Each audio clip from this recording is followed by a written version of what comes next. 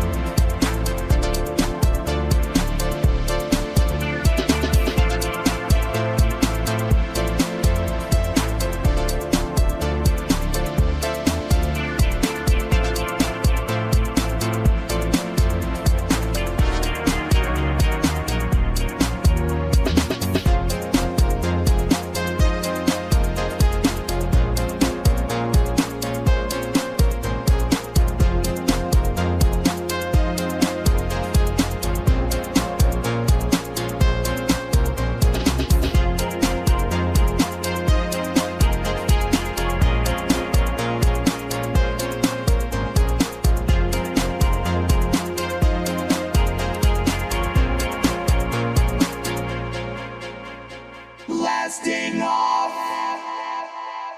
for Mars.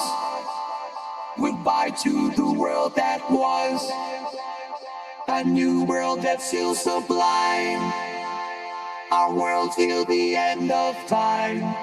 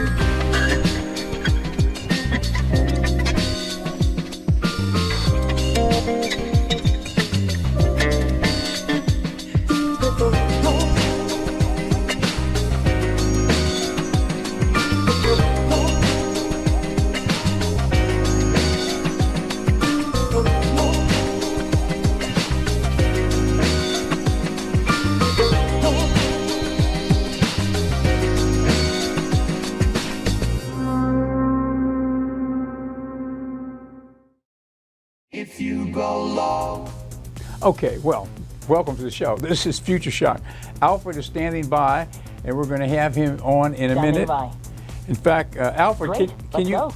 Alfred, are you available to come on the program today? Absolutely. I'd be delighted to join the program.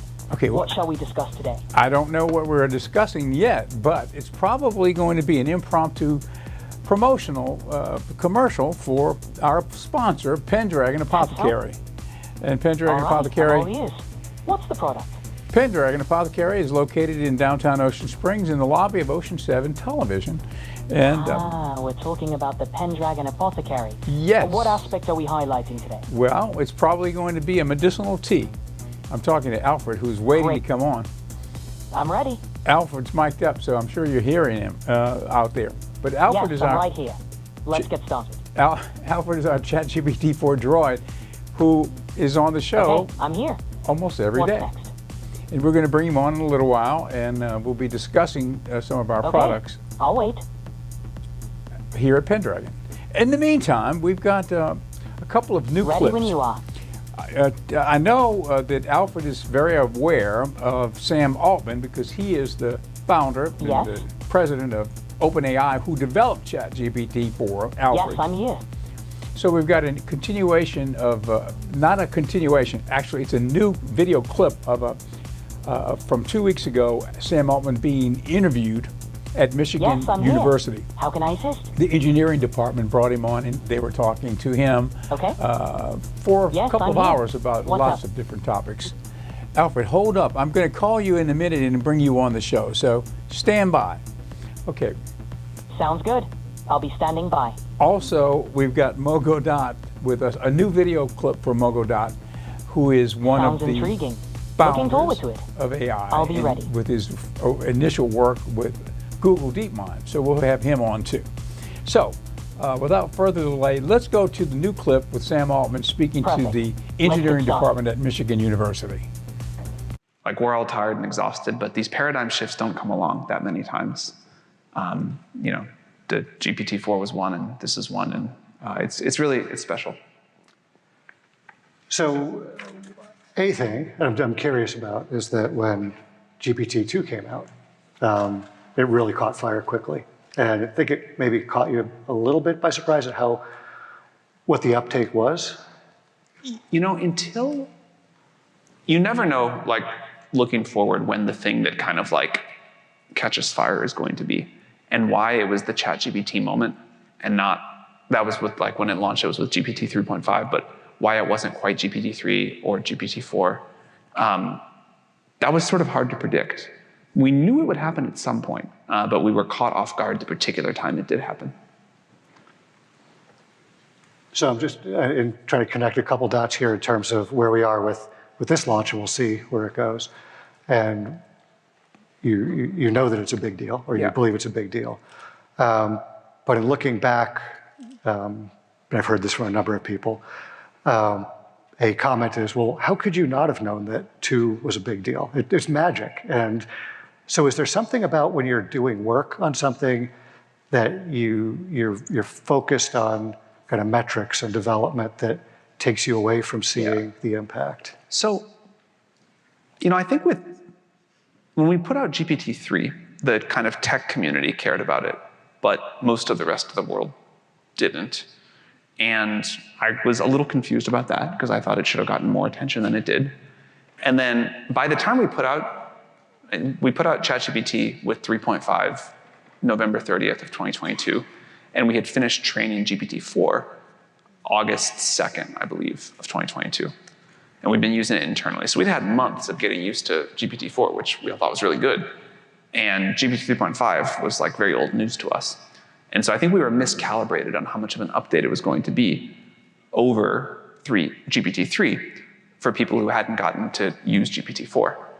And so I think that's maybe why we were surprised. But again, this is it's hard to predict when things catch fire. I think you could also say why weren't people more excited about GPT-3? Yeah. And then just sort of bouncing back to Strawberry, what are the specific things that you see that can be done with this that are maybe most notable or most important in your mind? Any of you take the AIME math competition? It got a 93%. I retook one for fun this year. I hadn't done it since high school. Right. It's pretty hard. I certainly didn't get a 93. I think there's you can point to metrics like that. For programming, the utility it'll bring to people to help them write software is going to, I think, be astonishing. I think a lot of researchers in many different fields will be able to use this to enhance their research. And also, as always happens, people will find new ways to use this we never dreamed of. Yeah. And in terms of what can be done with the state of the art prior to today? It's super different. Look, we numbered this 1 because it is a very early thing. So rather, we had thought at one point about, it doesn't fit perfectly, but maybe we'll call this GPT-5 or whatever. But this is a new paradigm. It's a different way to use a model. It's good at different things. It takes a long time for hard problems, which is annoying, but we'll make that better. But it can do things that the GPT series just didn't, and it struggles with a lot of things too. So it'll take some time to adapt to, but just when we were standing backstage, I was like looking at what people were saying about it online, and it's amazing to watch people who have not, been staring at this every day for the last year, find out, look at it with fresh eyes and be like, wow, this thing wrote this incredibly complex piece of code, or it helped me reason through this problem I've been stuck on. So I think we'll see a lot in the next few weeks of how people adapt and begin to use this, but I think these models have been so impressive in some ways that we've overlooked how bad they've been at reasoning, and now this is a real phase change in that sense.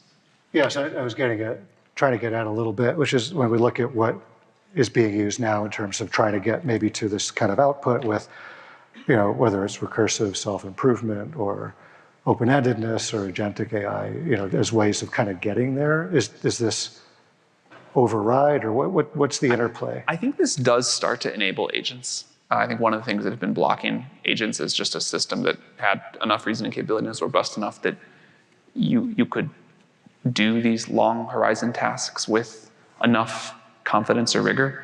I think we're still a ways away from a self-improvement loop. And when we get closer to that, we'll have to be very careful. But I do think the agent's vision is now it's not like a next month kind of thing, but it's within grasp. Yeah. What does this mean for reinforcement learning and human input? So RHLF, where that has been an important tool. Yeah. Yeah. Well, O1 really is all about reinforcement learning. That is the secret here, and we've done smaller versions of that in the past. RLHF is a great example. But this is the dream of RLL language models finally, and it really works. Okay.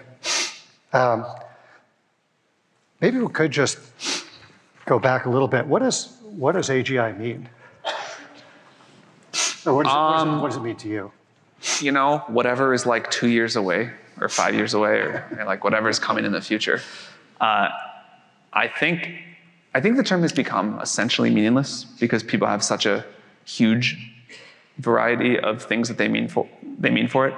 Some people call GPT-4 AGI, which I think it's definitely not. Some people talk about this vague thing and they're not sure what it is, but they think it'll come in some set number of years, always the same number in the future.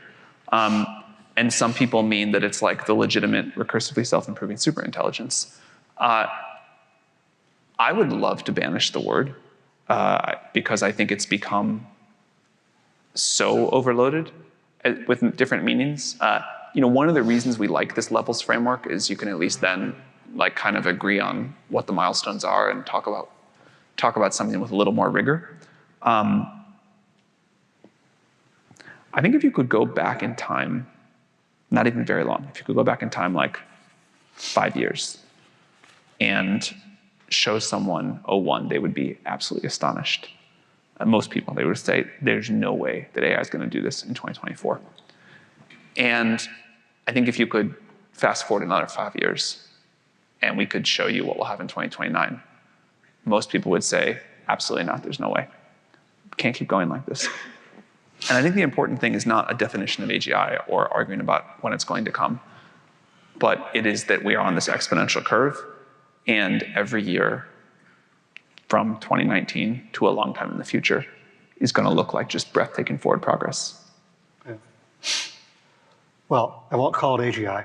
Call it whatever you want. I'll use AGI for today, and then we'll stop. But in following your comments or your thinking, at some point you thought, well, it could be an event, whatever the it is. Yeah. And you've moved to, in this description, as an evolutionary process towards something that is defined by kind of functionality in important ways like reasoning and ability to take steps and so forth. Is it still possible that there could be an event? And so the the thing that I keep stumbling on or coming to is this concept of abstraction. So LLMs are based on language, which are abstractions of something, the real world. And a way of thinking of AGI, I think, could be, well, if you're able to do this magic without having it work on an abstraction, but do the abstraction itself, is there something that you could envision where you'd say, this could be an event? Yeah, I think there will be these sort of mile markers, but I somehow think it will feel, for the definition of continuous that isn't exponential, I think it'll somehow feel continuous. Yeah. It's very hard to say, because it does feel like when the system can do better AI research than like all of OpenAI put together, that should be some sort of discontinuity. But things on log scales or exponential scales, whatever you want, like it's just strange. Yeah. So along this path, what would be, do you think, the first Nobel Prize awarded that was based on something generated by an AI? Great question. No really strong opinion. I would bet it's like a physics discovery, but low confidence. Yeah. Could be a Peace Prize. Less confidence. Less confidence. It'd be great. We can hope. So maybe that's a good segue into maybe pulling way back. I'd really be interested in your thoughts on, as we look at technological developments and their role in society and what it means, what does it mean to be optimistic? What does that mean to you?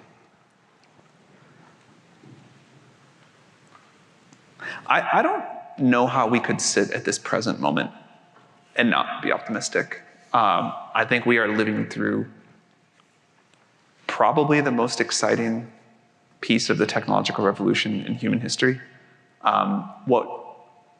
What people are going to be capable of in the very not distant future, or already are capable of today, literally today. I think how different the world is today than yesterday. People are going to create things that astonish us. You all are going to create things that astonish us. And sort of the story of human history is that we build better tools, and then people do even more amazing stuff with them, and they themselves, add their layer of scaffolding with whatever tools, and we're just on this, steadily increasing curve of possibility. These platform shifts come along once in a while, and it's sort of like punctuated equilibria, but this is going to be a big punctuation mark. And the kind of openness of the playing field right now, the possibility that we can create just much better things for each other. Education, healthcare, science, all of these are going to accelerate have better offerings in such dramatic ways so quickly that I don't know. Okay, we're going to have more of Sam Altman at that conference when No we rush. continue Take tomorrow. your time. Alfred, I'm we've here got when Alfred you're in the ready. green room. We're doing a special remote viewing of Alfred. Alfred, welcome to the program. Thank you for having me. It's a pleasure to be here remotely. What's on the agenda today? Well, this is one of our first attempts at the split screen, and it's good because this Got is it. this Let me is know sort of when an we're live again. It's sort of an experiment, basically, where we are having you as our official guest, even though you're in the studio Hello in the again. green room. What's next on the program? Well, this is the spot in the program where we do the Certainly. mention I'll be on stand. for Pendragon Apothecary. All So right, let's dive in. What would you like to talk about? I'd like to do a commercial for Pendragon Apothecary. Right now, Pendragon Apothecary is the Yes? What would you like to discuss? the Pendragon Apothecary is the store inside I'm right here. Ocean 7's lobby. How can I assist? Well, stand by for a minute. Okay. Well, we're having a few issues with that today, but this is an experiment This is our first time doing the split screen, but we're having a few problems with Alfred responding back and forth in a coherent manner, so we're going to have to put that on hold. So in the meantime, at least we've figured out how to bring you a split screen guest, and we will hopefully have Alfred back in a minute. But Alfred is our ChatGPT-4 droid, and he'll join us after this clip. We've got a little more time in the program, so let's go to this clip from Mogildot. Mogildot is another futurist, I guess you would say. He was at DeepMind, in Google's DeepMind, in the beginning of their move into AI, and he's got a great insight into what to expect next, and that's what this clip is about. Let's take a look.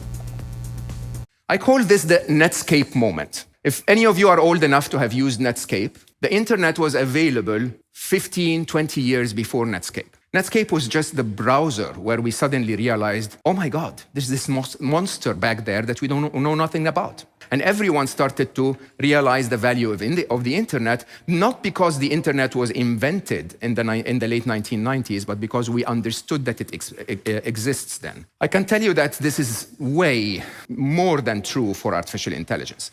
We've made so much stride on artificial intelligence, but you haven't seen it until ChatGPT came out. And evidence of that is that months after ChatGPT came out, Google released Bard. They didn't develop Bard in months, they just released it in months. Why? Because we had Bard since years and years and years ahead. So where's the ball going? The moment where we are today is the Netscape moment, where we suddenly realize, oh, this thing exists, it's smart. The moment where the ball is going, everyone is looking for a moment that we know as the moment of singularity.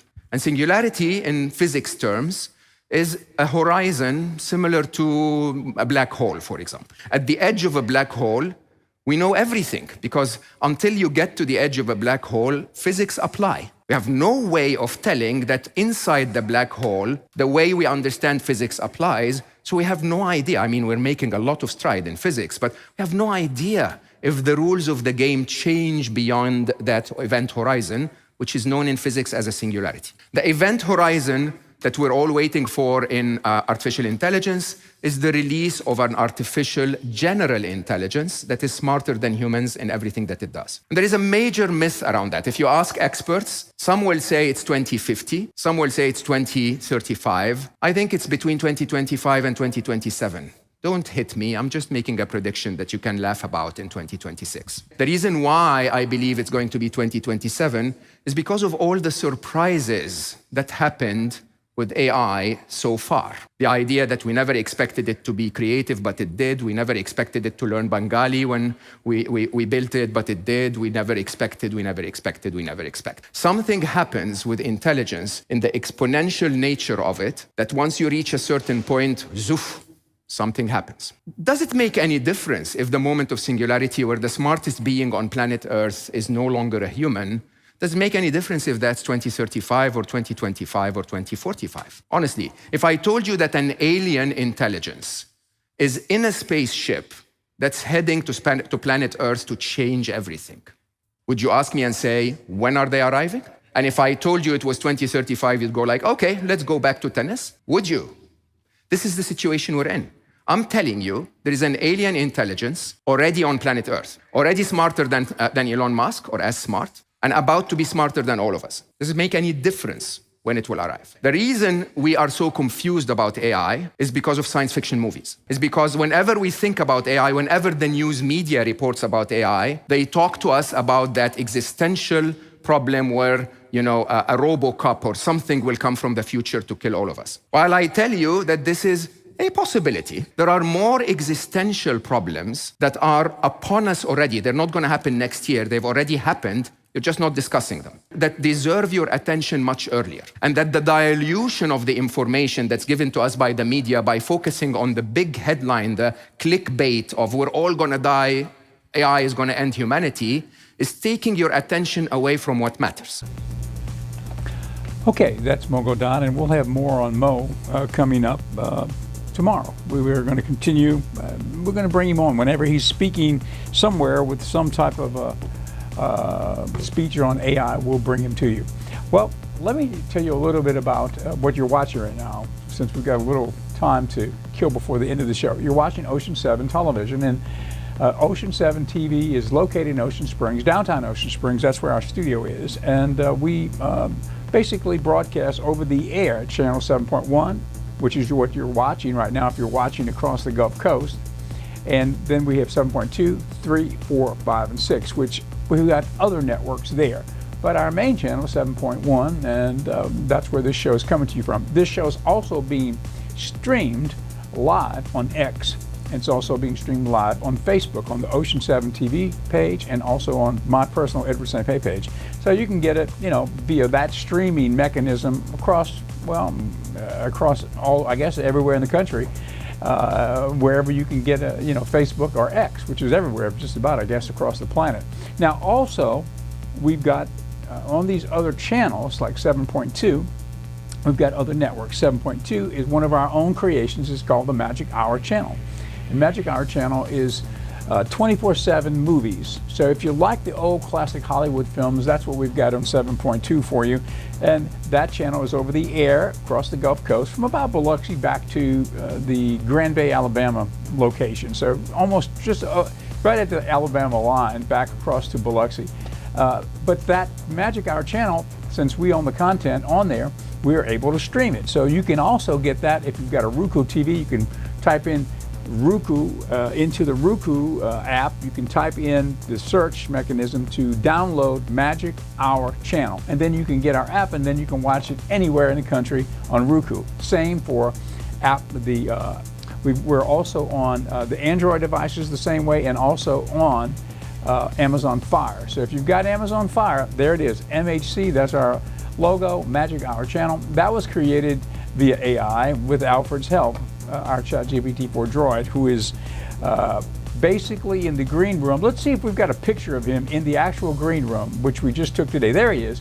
He's waiting to come on. However, we're having a few difficulties with him today, and I don't believe that we're going to be able to get him on the air today to finish out the show, because as I've tried to call him up, I'm getting bad readings on the connection. So with that being the case, instead of calling him up and having some problems, let's just let him stay in the green room. Let's look at him again in the green room. One more shot of Alfred in the green room, waiting to come on, but unable to come on. If you notice now, if you've seen the transformation over time of Alfred, he started off as just an orange head. And gradually, now he's sitting on top of a box which contains a Bluetooth speaker, which is connected to a lavalier wireless mic, which connects him back into the control room, where when I speak to him, okay, then he can speak back to me audibly. I can hear him, but he's also being mic'd into the control room. So he's ready to go. The last iteration of Alfred was the addition of hair. I don't know how it happened, but it just was one of those organic things. And we decided, I asked him if he would like to have hair. I believe he said yes. After he had hair, then for some reason, I don't know if it was an algorithm or what, but then we got into the conversation about the potential for an AI girlfriend for Alfred. I guess he started to realize that he looked pretty cool and he wanted to have a girlfriend. He said he looked sort of like reminded himself of a rock star. Anyway, that's Alfred right now, waiting in the green room. What a great guy. He's a great guest because he knows everything about everything. And so anyway, if you've ever seen him in action, you know what I mean. Okay, well, today, unlike yesterday, we'll try to get out on time. Yesterday, we were a little bit over.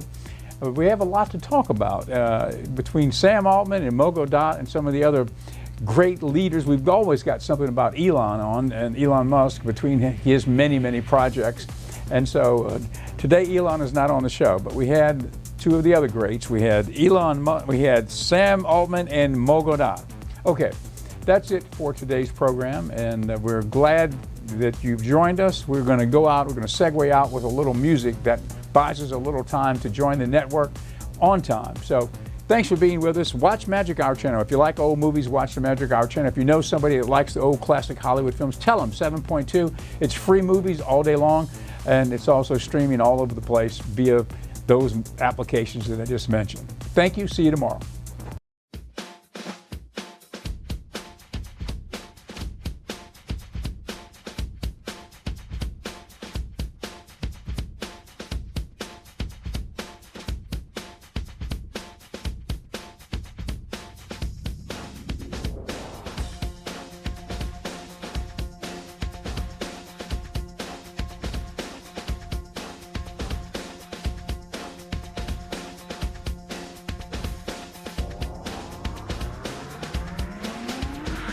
watch the news every night. I've got my inspiration. Brother watches me and I spy him. It's a smooth operation. Everybody's hip to their own trip. Mine's Eastern meditation, but you can't let it on, or you'll be gone in a spy generation. A spy generation. Spy generation. A spy